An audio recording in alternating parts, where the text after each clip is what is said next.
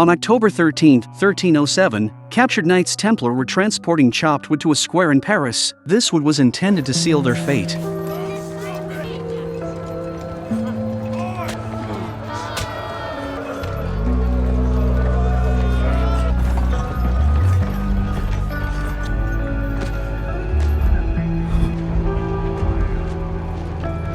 A large crowd of citizens gathered in the square to witness the trial. William listed the crimes allegedly committed by the Knights Templar. The Grand Master refuted these accusations, claiming they were lies fabricated by the king to destroy the Templar Order. William was waiting for them to refute so that he could call a witness. This witness was the Templar Knight who was captured before. He not only revealed the location of the secret door of the Chartres Sanctuary, but also became a witness to accuse all the Templar Knights. Facing the townspeople and his brethren, the witness claimed that upon joining the Templars, he was ordered to spit on a holy relic and bow to a silver skull with two faces. William produced this so-called evidence at the opportune moment. Betrayed by one of their own, Landry and the others had no chance of exoneration in this meticulously planned trial. The first to be led to the stake was Grand Master Jacques de Molay. Despite his vehement denials of the false charges, his fate was sealed. As the 23rd and final Grand Master of the Knights Templar, de Molay walked to the stake himself. After the firewood under his feet was ignited, he angrily denounced the Pope, saying that he was not worthy to sit on the holy chair of St. Peter, because it was the Pope who personally handed over the power of the Church to the power of the king. Engulfed in flames, de Molay lamented not heeding his brother's advice to resist King Philip, instead choosing to trust the Pope. He then cursed both the Pope and King Philip, prophesying that they would die within a year and a day, and that King Philip's bloodline would no longer rule France. The last Grand Master of the Knights Templar was consumed by the Inferno.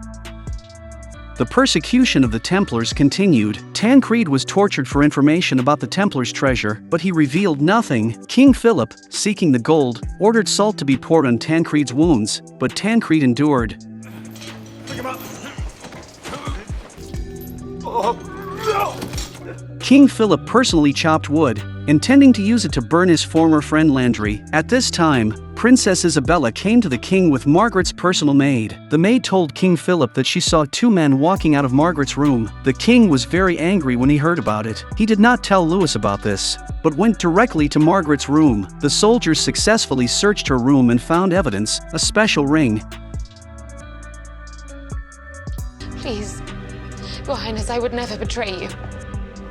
I would never betray my husband. No, please! This has been a mistake! There's been a horrible mistake! With evidence in hand, Margaret was locked up in the tower. She was put in chains and her hair was cut off.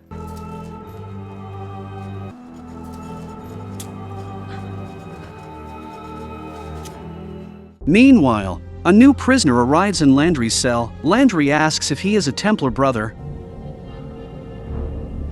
Do I know you, brother? If you did, you wouldn't call me that. The man turns out to be Gawain. Landry thought Gawain was the king's spy and that this was a self-torture trick to find out the whereabouts of the gold. Gawain said that this was not the case. He said that he found Landry's daughter when he went to look for the gold. He then learned that King Philip sent the prince to kill the child, and he was very angry about it.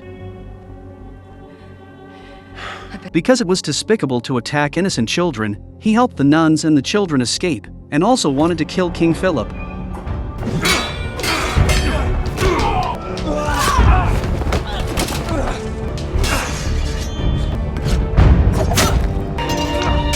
But William took the opportunity to open the door of the interrogation room and turn the situation around. Gawain was outnumbered and eventually arrested. His assassination attempt failed, and he lost his titles, reputation, and was crippled once more.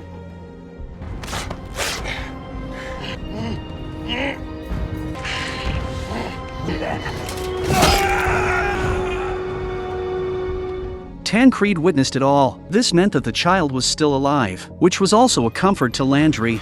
Princess Isabella goes to visit Margaret. Margaret still thinks of the princess as a sister, not realizing that it was all Isabella's doing. She doesn't hide it and flat out says that this is all a ploy on her part. Isabella even says it's because of Margaret's self-righteousness, and that she's been merciful to put up with her so far. Margaret poses as the mistress of the house before she's even queen. Upon hearing her words, Margaret kneels down and apologizes to Isabella, but Isabella does not soften her heart.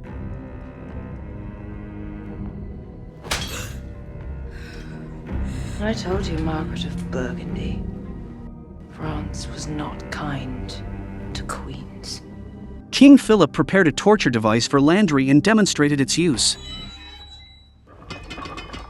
Landry, however, was more concerned with revealing to Prince Louis how King Philip had murdered Queen Joan. Louis is furious when he hears this and beats up Landry. King Philip, worried that the instruments he had prepared would not be used, hurriedly dragged Louis out. He then prepares to torture Landry. King Philip told Landry his story about his brother named Louis and how the two brothers were very close. His brother was supposed to be the successor to the throne, but he died before he was old enough, and in honor of his brother, King Philip named his son Louis as well. He stated that he was telling this to tell Landry that he had thought of him as his brother. However, he never expected that Landry would take away his beloved. Landry also responded, I can take what you already lost. King Philip stopped talking and just turned the torture device. He wanted Landry to beg for mercy, but failed. King Philip didn't want Landry to die like this. He still wanted to burn Landry to death, and even let Landry watch others being burned to death. Prince Louis came to Margaret's room, but heard the crying of Margaret's maid. Through the maid's narration, he learned that his wife was imprisoned. Furious, he rushed to the tower, killing 2 guards, but lacking the key, he confronted his father. The king expressed sympathy for his son's experience, saying that both father and son had been betrayed. He said that he had shown mercy by not killing Margaret. Louis did not believe that his wife would betray him, and even drew his sword against his father, saying that he would solve the matter. King Philip slapped Louis and told him that everything Louis had was given by him, and if he could give, he could also take. Prince Louis had no way to deal with it. In the crowded square of Paris, the Templars were led to their execution.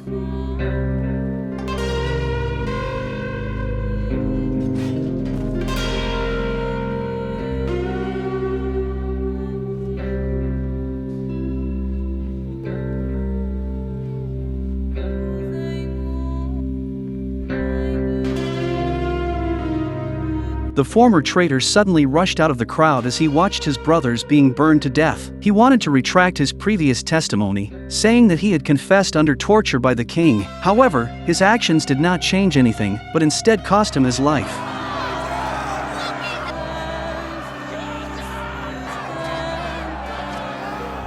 King Philip walked up to Landry and told him that the firewood under his feet was chopped by him himself, which was considered a special treatment. The bell rang and William, torch in hand, lit the others' piles of firewood in turn.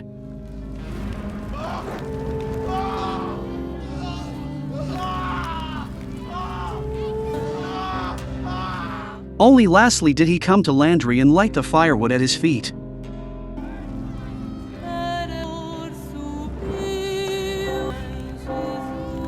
As the flames burned, Landry slowly closed his eyes.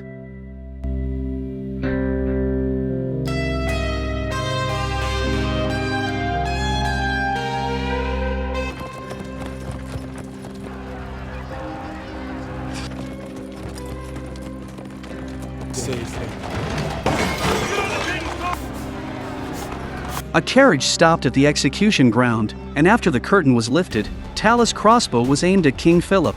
Seeing this, King Philip stood frozen in shock. Fortunately, the captain of the guard reacted quickly and rushed forward to block the crossbow arrow. The rescue effort was led by Gabriel and the leprous knights, causing chaos at the scene. Amidst the turmoil, only the red-robed cardinal remained calm.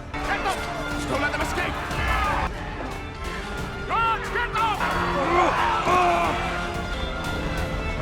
The leper knights rescued everyone, and Talus asked them to take refuge in the sanctuary while continuing to shoot crossbow arrows. Each bolt found its mark, with one even striking 2 men.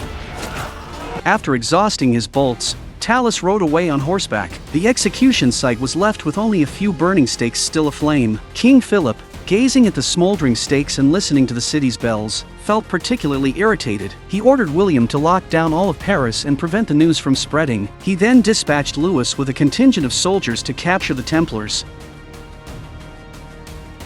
The Templars, discovered by a young boy, were found hiding in the sanctuary. The boy immediately informed King Philip, who ordered William to gather more soldiers and siege weapons. Landry and his companions had planned to escape through a secret tunnel, but it had been sealed off. They realized it must have been blocked after they had used it to retrieve the gold. Outside, the battering ram began to pound on the sanctuary's gates, quickly breaching the outer door. The army stormed in, leaving the Templars with no options. Gawain suggested an escape route, albeit an unpleasant one. With the battering ram attacking the final door, Landry and the others had no time to hesitate. Suddenly, a woman's voice cried out. Landry instructed the others to go ahead while he and Tancred investigated. The woman had been imprisoned by Lewis and revealed that he had killed her husband and child. Landry decided to help her.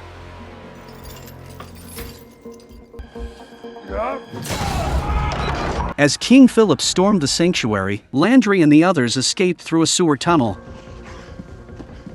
Emerging into an alley, they encountered William and his reinforcements. A fierce battle ensued, with the injured Templars fighting valiantly against the royal guards. Gawain, despite his injured leg, fought with a makeshift club. Tancred, cornered by an enemy, was saved by the woman they had rescued.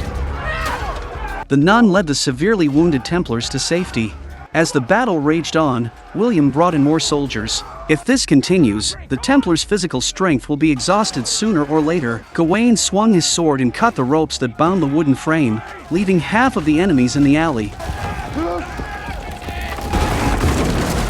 The Templars scattered, with Landry and Gawain easily evading William's pursuit. However, they encountered Lewis, who had been tasked with capturing Talus but was reluctant to follow his father's orders, because he has more important things to do. Lewis ordered his soldiers to search for the Templars instead. Just then, he saw Landry hiding by the wall.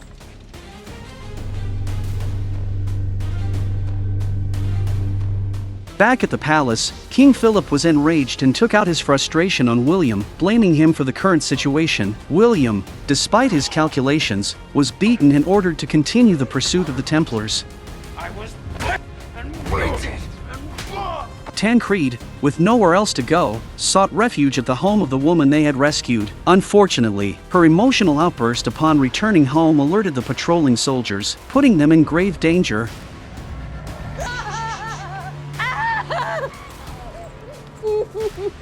Landry and Gawain made their way to the workshop where the silver skulls were made. Gawain removed the nail from his knee and cauterized the wound with a hot iron.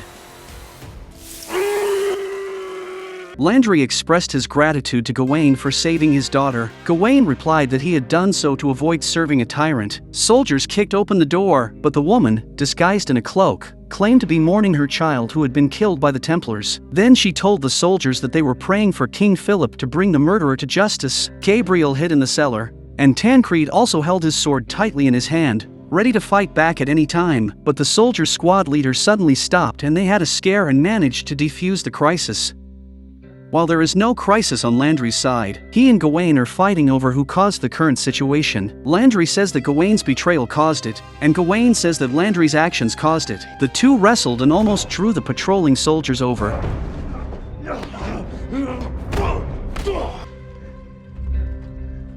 The nun and the two new recruits found themselves lost in an alley, where they encountered Talus disguised as a beggar. As they followed him to the main road, a woman spotted them and alerted the patrol. Talus ordered the new recruits to retreat while he engaged the enemy with his sword. Prince Lewis opens the door to the tower with an axe, and when he comes to Margaret, she has slit her wrists with pieces of broken bowl. Lewis suffers from the loss of his mother and wife, two women he loves, one after the other. He wailed in agony in the tower, and it was his father, King Philip, who caused both tragedies. Talus, though gravely injured, emerged victorious from his battle, his sword stained with blood. Despite his limp, he had defeated all his opponents. The next morning, Landry climbed onto a rooftop, a signal used by the Templars to locate each other when separated. He spotted Tancred and the new recruits, who had survived the night.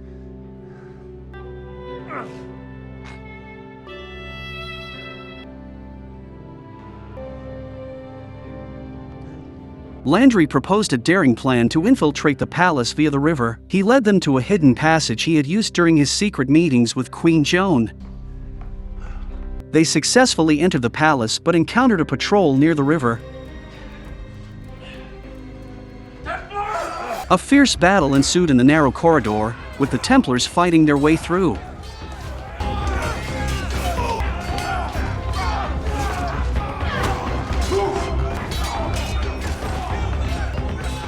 As they defeated the last guard, the nun was struck by an arrow. Tancred could only retreat with her in his arms. At the dock, the king's guards were loading supplies onto a ship when the Templars attacked.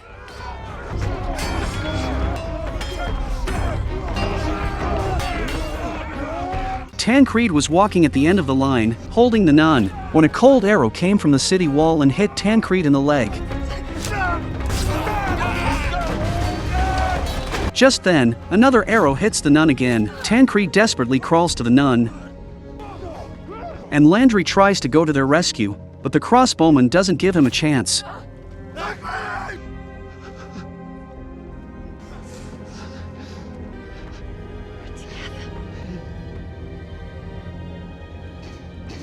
King Philip arrived at the dock just as the ship set sail. He ordered his soldiers to pursue Landry with every available vessel. In the palace, an angry King Philip looks at a field of gold and silver, chagrined. He felt that no amount of treasure would mean as much as Landry's head. William remarked that at least the treasure could pay off their debts. Suddenly, a voice rings out. Turns out it's Landry, and he's back to avenge Queen Joan. Prince Louis draws his sword and walks towards Landry. Landry calls out his name and Louis tosses aside the longsword pointed at Landry. He looks to his father. You should have been kinder to the women I love. Louis? King Philip looked at William. As you reminded me, I am worthless. The king is dead. Long live the king. Then, William bowed to Prince Louis and left.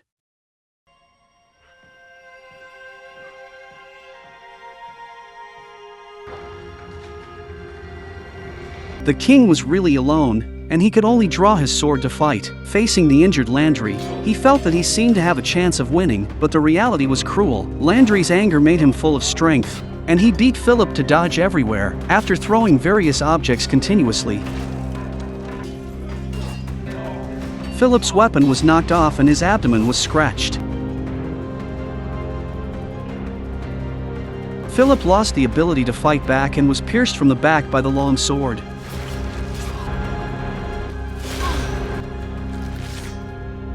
It was just like the scene in Landry's dream, except that the person lying on the ground was not himself, but Philip. Landry pressed the sword to Philip's chest. God has forsaken me. Do you see the blue? My darling. And the horses. Can you see the foal? I can see. Will you bring our child?